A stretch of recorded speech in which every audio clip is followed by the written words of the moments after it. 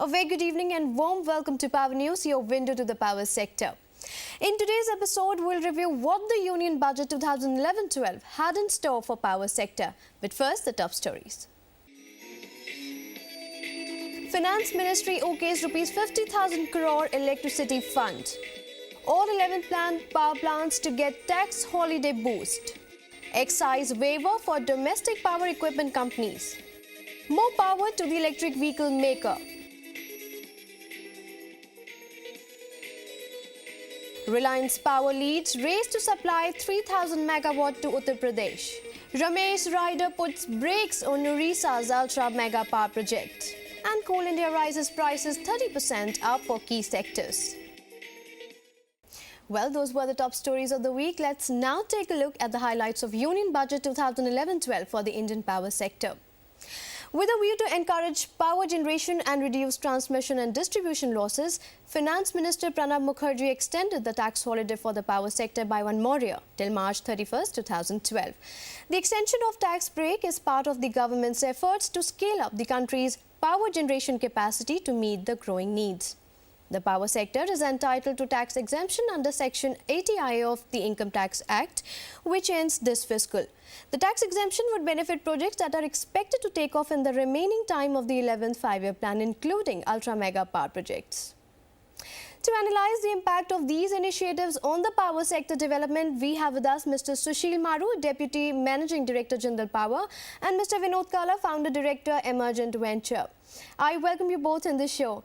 Mr. Maru, first of all, I'd like to ask you that Union Budget 2011 extended the tax holiday for power sector by a year till March 2012.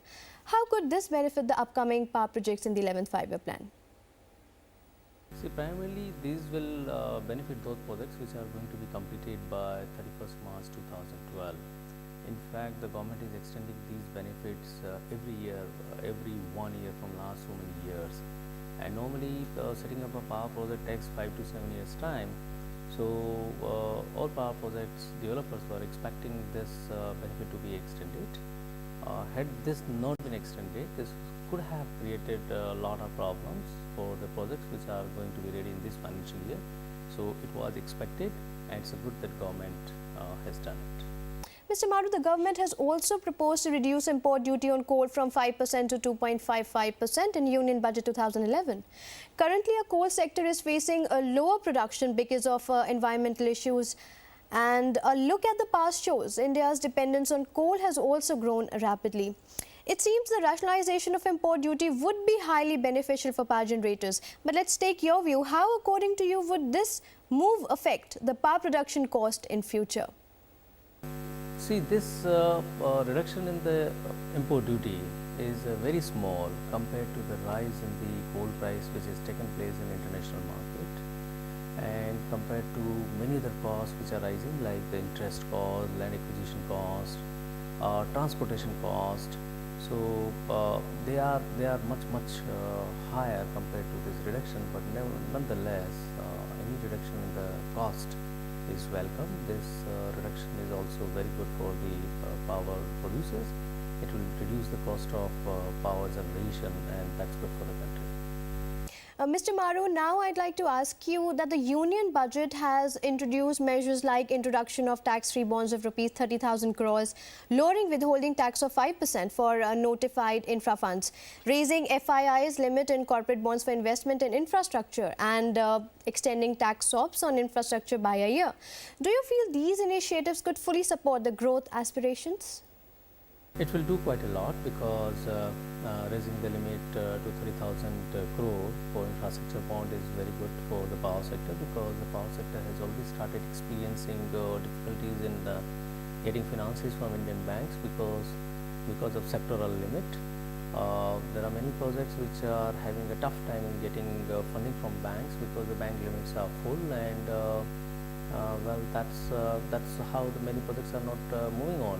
So this is good. It's an incentive for the people to invest in these infrastructure bonds.